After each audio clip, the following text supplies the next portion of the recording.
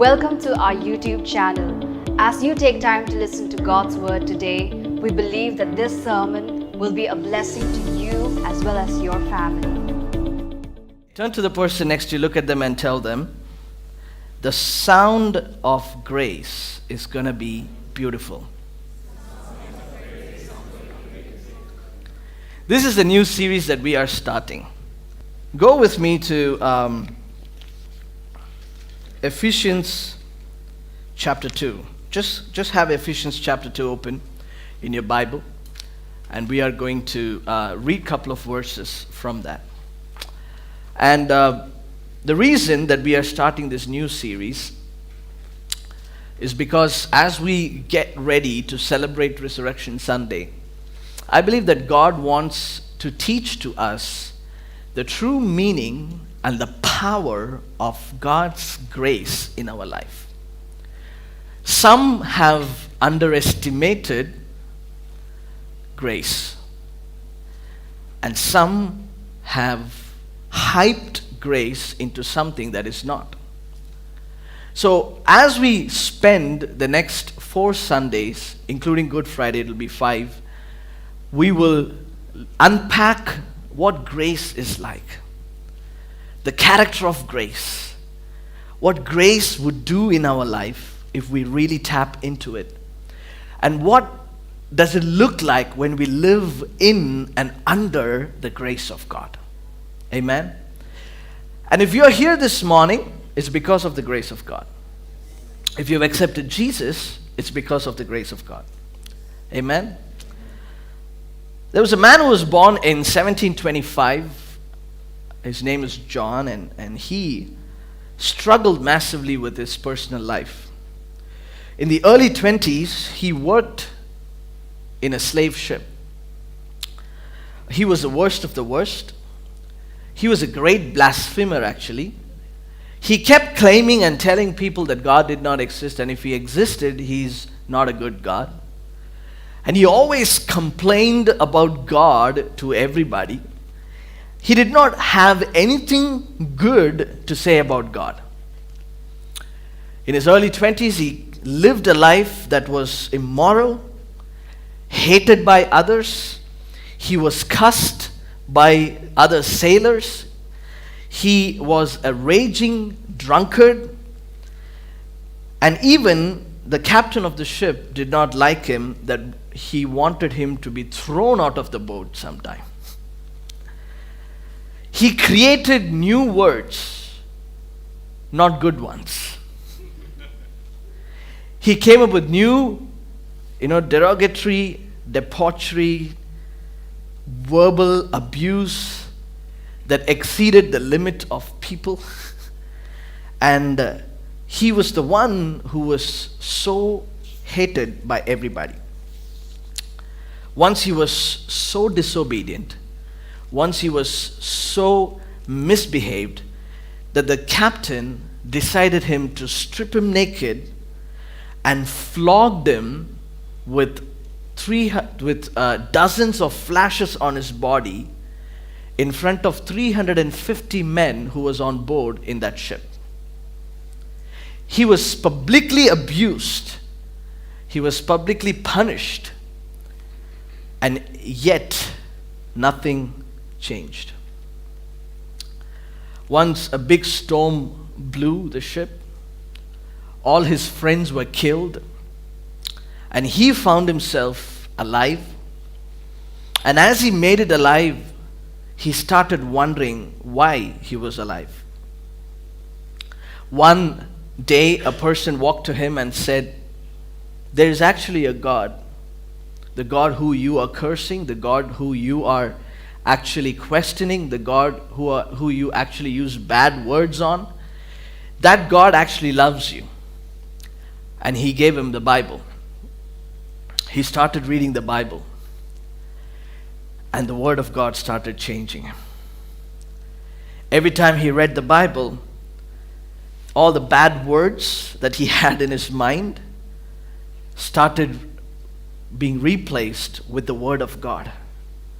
The more and more he read the Word, the more and more he understood that there was a God out there who was loving and much more gracious than he imagined to be.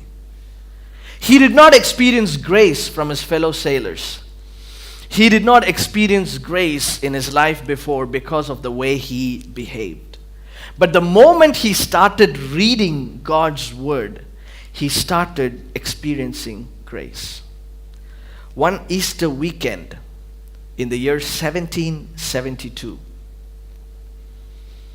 God spoke to him and he started to pen down some words. And these words were the sound of grace in his life. And it sounded like this: Amazing grace, how sweet the sound that saved a wretch like me.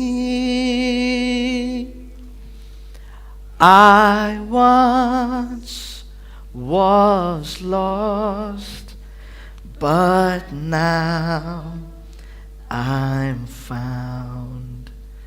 Was blind, but now I see. Was grace that taught my heart to fear, and grace my fears relieved. How precious did that grace appear, the hour I first believed. These were the words of a drunkard who was stripped naked in front of 350 men, who was given dozens of lashes because of his lifestyle, because of his derogatory words, because of how he spoke to people and how much people hated him. But out of that man came the words, amazing grace. How sweet the sound that saved a wretch like me. Welcome to this series, The Sound of Grace. As we start this series, what we're going to do is we're going to look at 3 hymns. Today, I gave you a little bit of story about Amazing Grace and how it was written by John Newton and his story. And for the next 3 to 4 Sundays, we're going to look at a few more hymns. And as you watch the trailer, all those 4 hymns were there that was beautifully composed and played by Sam. And we're going to learn the story, and we're also going to learn the theology behind those songs. What does it look like to live under amazing grace? Why is it so amazing? Why is it so important to understand this? See, when I was preparing for this, I never felt more inadequate in my life to talk about this.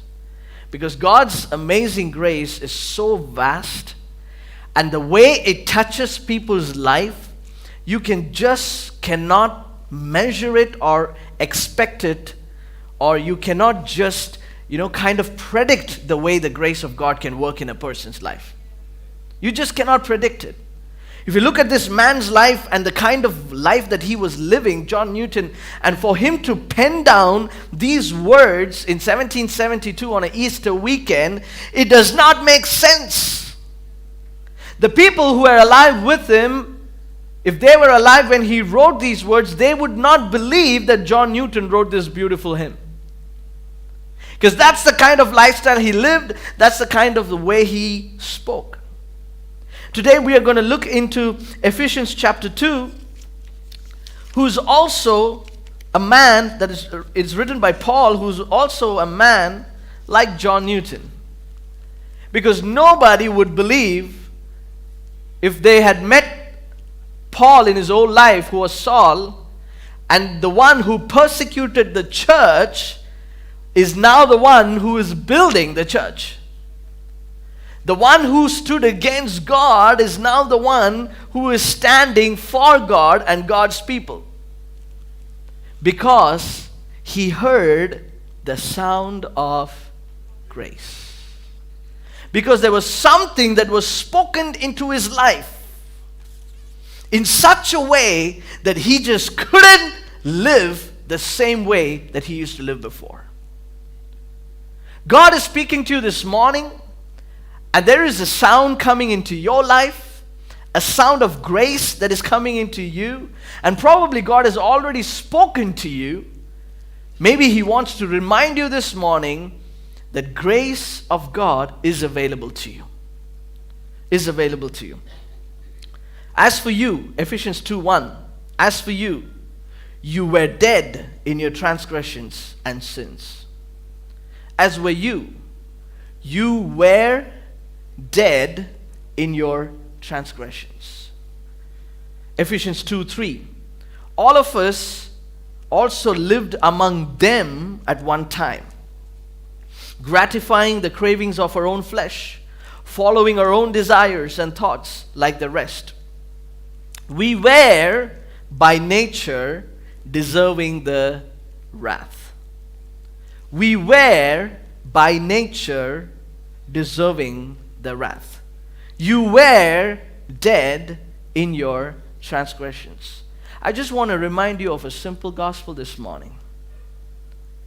Let me tell you something. We all have this you were moment. The Sam that is preaching in front of you was not the same Sam even 15 years back, or even 5 years back. I had a history. Turn to the person, look at them and tell them, there is a history. I might not know it. God knows it. Why are you all saying it like threatening them?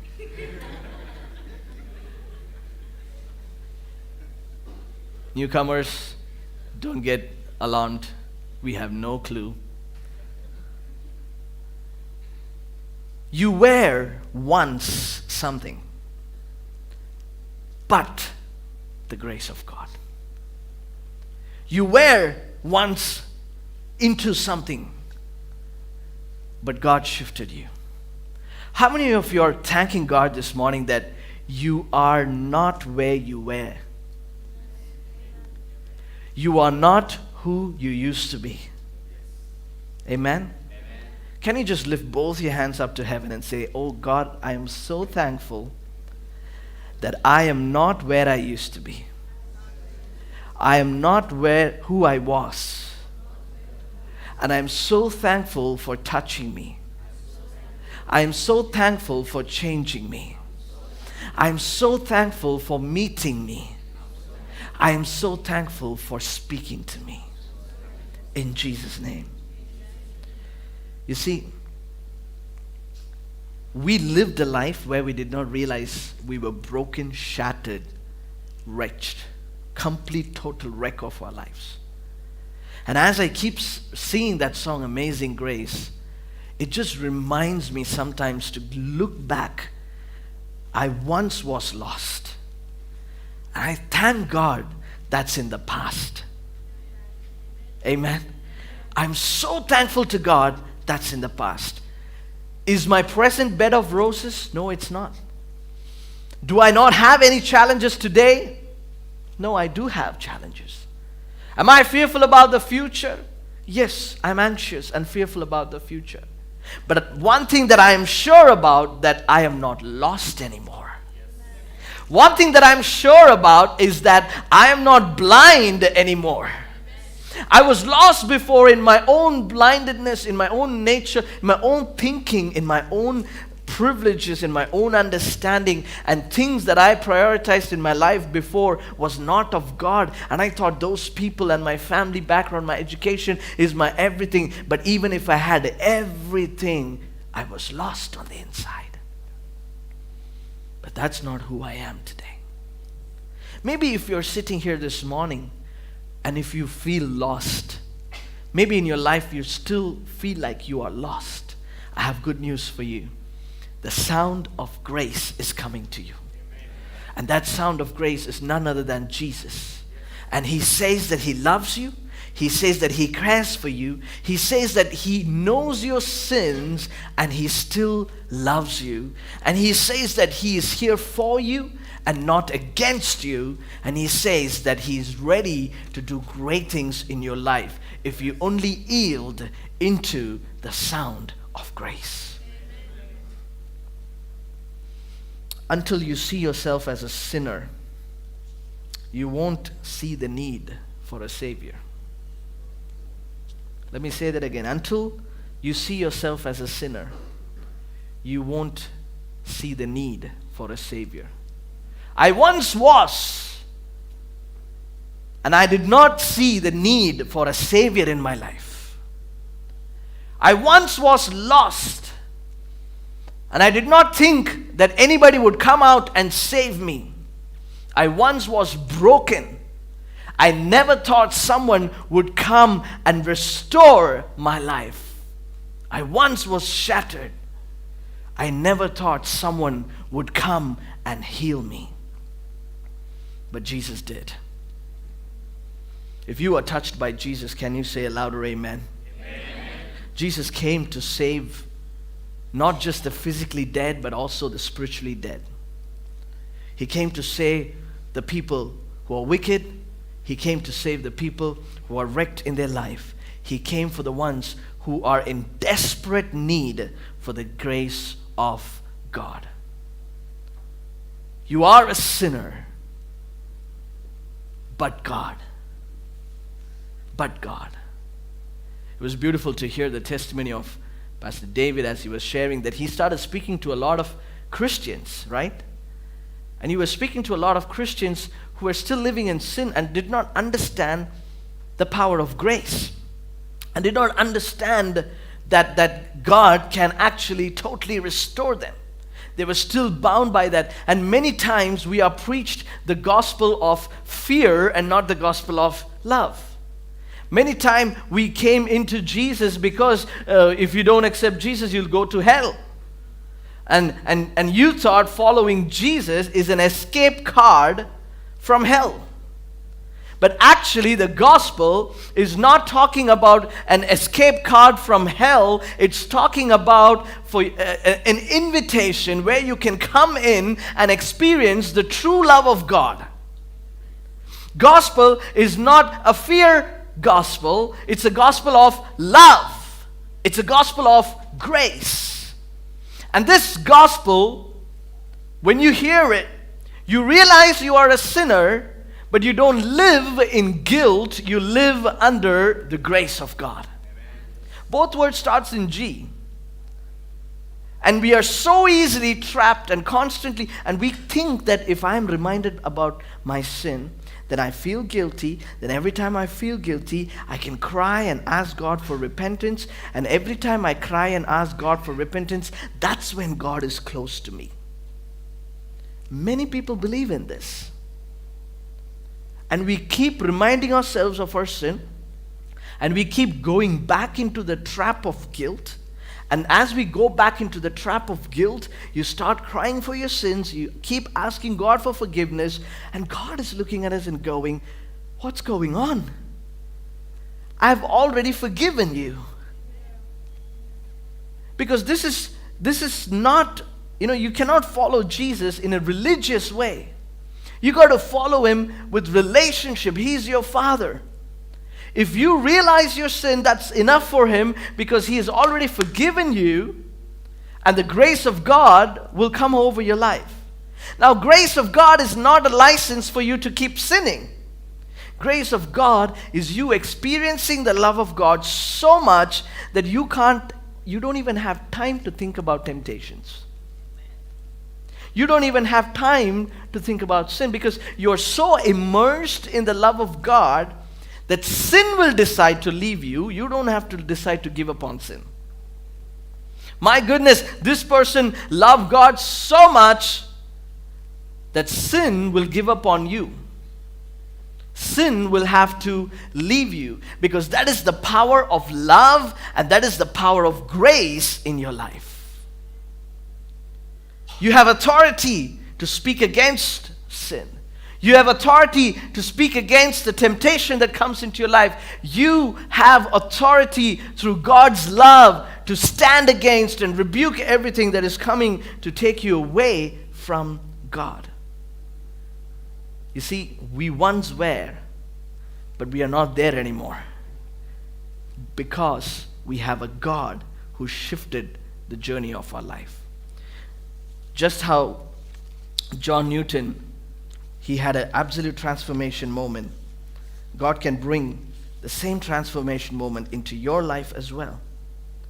You see, Paul, he was also a man who persecuted the church.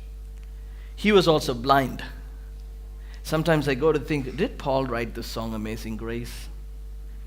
Because it sounds to me like the story of Paul, the Apostle Paul. He was blind. God took him to Ananias. Ananias lay hands on him.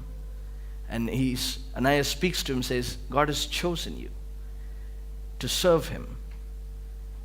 And that scenario is one of the most powerful things, because at that time, Paul was still Saul, and he was still persecuting the church. And God's calling went into a man while he was in the action of persecuting the church. While he was still, against the church, against God's people, God's calling went into his life. Ephesians 2, verse 4. This is where the turning point Paul is writing. But God. Everybody say, but God.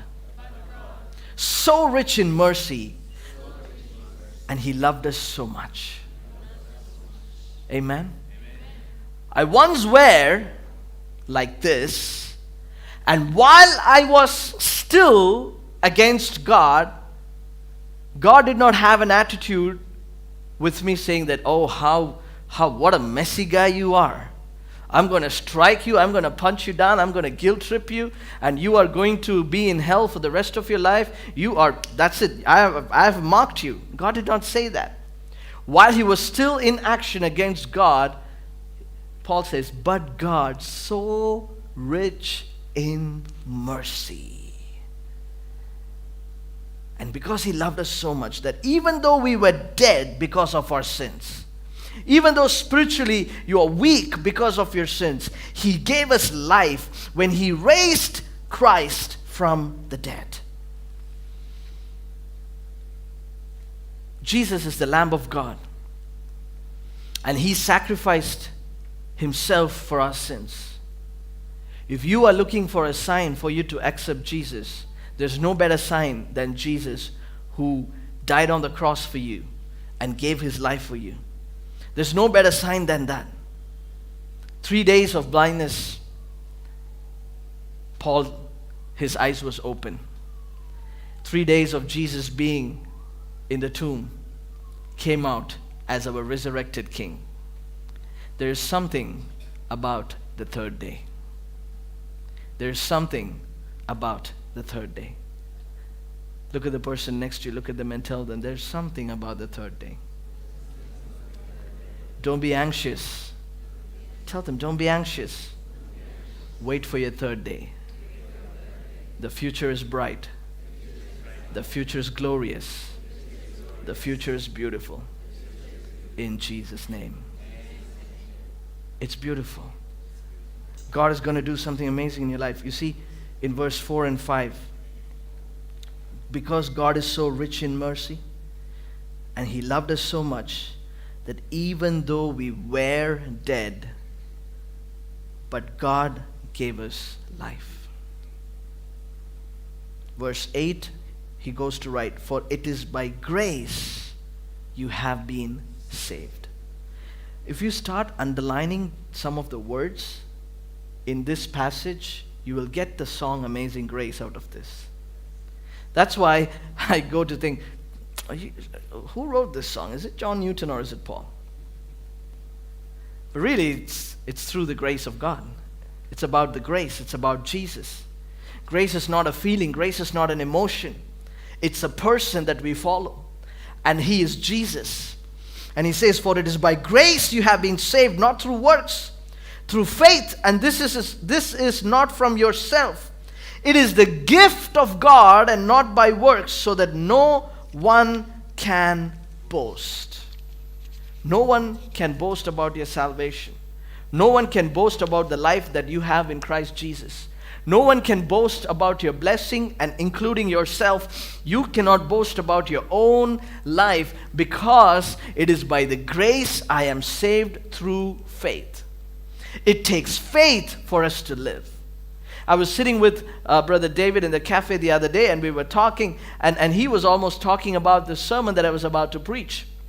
I had prepared the sermon on Monday, and we were having a conversation on Thursday. Is that right? Thursday or Friday? And he was talking about how people are so trapped into this guilt and constantly going through those emotions when the grace of God is available to them, and it takes faith for them to live a sinless life.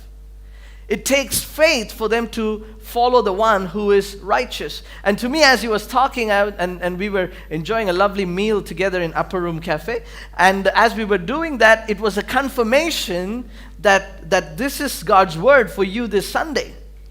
That it is God giving to you and telling you, and God reminding you that you need faith, and you can't do this Christian life by your own efforts, by your own strength, but it takes faith for you to stand up. It takes faith for you to understand that the grace of God is available to you. Many times we fall into the guilt trip. Yes, you were once sinner, but now you are saved and you're living by and under the grace of God. You can get back up and you can stand under the grace of God. In Hebrews chapter 4 verse 12, therefore come to the throne of grace with confidence. It doesn't say come to the throne of grace with guilt. It doesn't say come to the throne of grace with fear. It does not say come to the throne of grace with trembling. It says come to the throne of grace with confidence. Now your confidence does not come from who you are. Your confidence comes from what He has done for you already. Which means that as you enter into the throne of grace, Government of India has given you an ID card, an Aadhaar card, and everybody looks terrible in this card. Everybody. Sometimes when you don't worship God joyfully, this is how you look. Now you know what we go through when we are leading worship. And we keep telling you, smile, worship God joyfully. You know why? Because you look like how you look in your Aadhaar card. And you don't like how you look in your Aadhaar card, do you? We don't either. So please, smile when you worship God. Oh man. Did I do a favor for the worship leaders? Okay. And if you try to use this card in an ATM, it won't work. Because that's not what it's for. Don't look at me. I look like a terrible person, terrorist almost. If you use this card and go to Reliance and tell them swipe it, they will swipe this on your face with it because it has no access. There's limits on this card. In fact, I don't even know what this card does, but we are asked to put it in every single thing.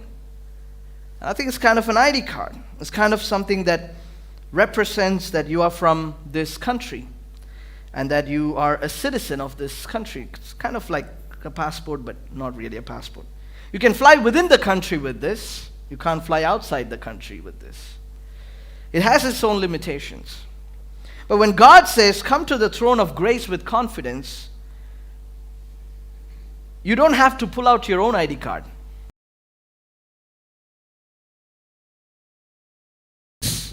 The presence of God, the reason that you can access the throne room of God, the reason that you can access the grace of God, the love of God, is because there is another beautiful Kingdom Aadhaar card that is placed for you. In that, it's not your picture.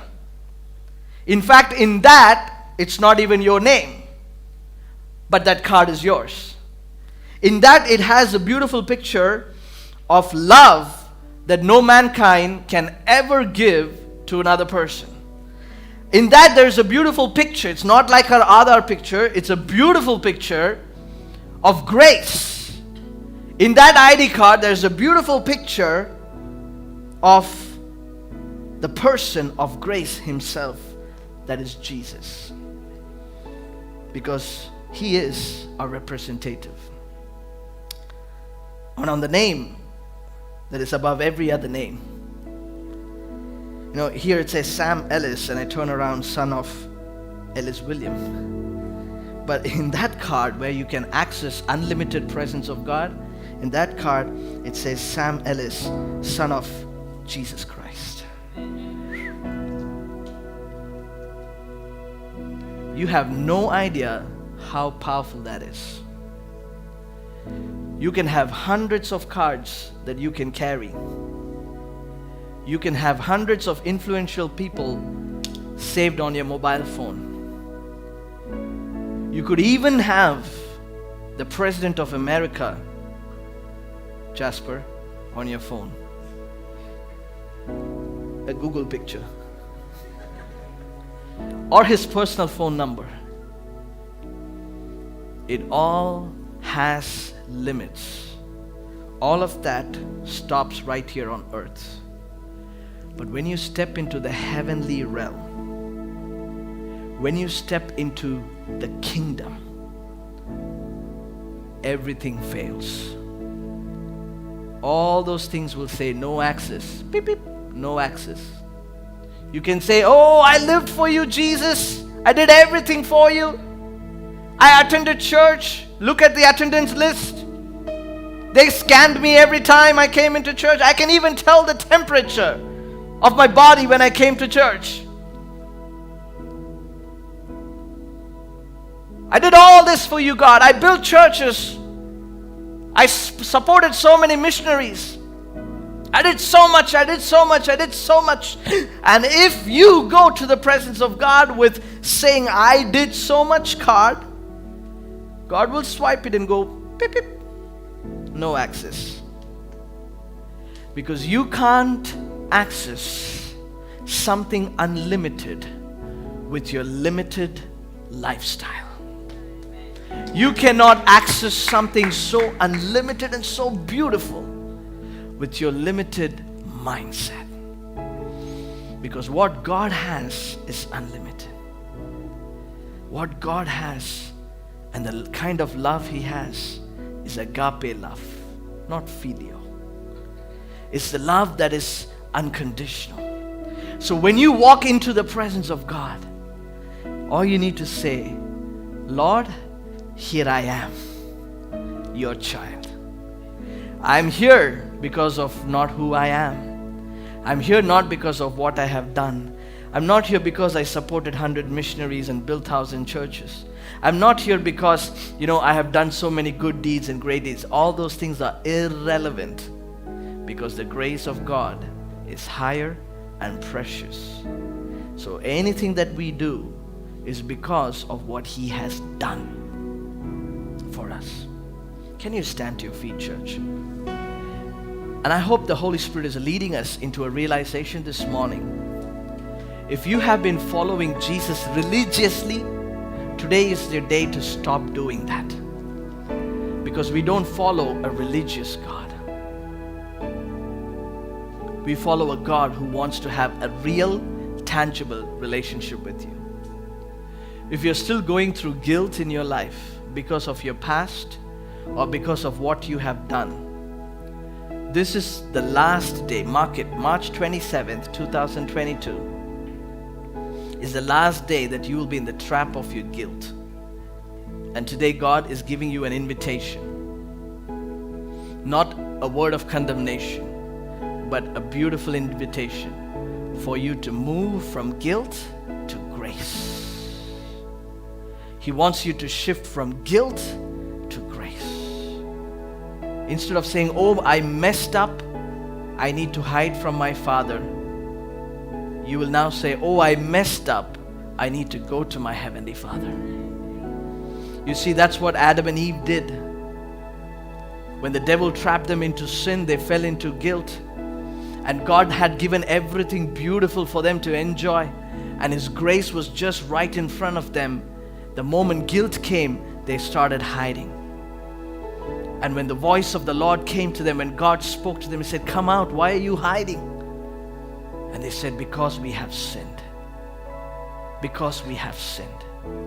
But now you have the cross.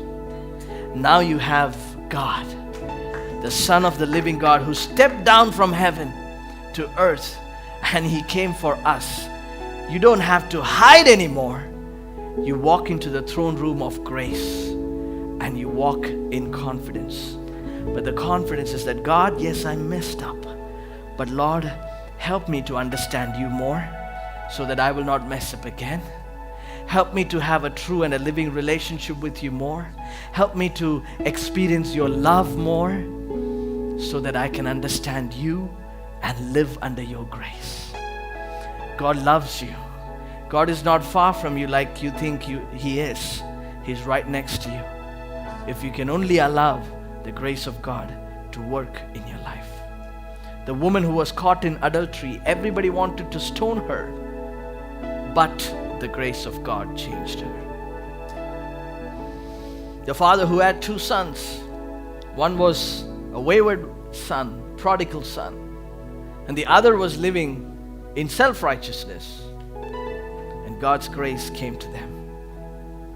There was a sinner on the cross right next to Jesus who saw the grace of God in the last moment of his life, and he walked into a living relationship with Him.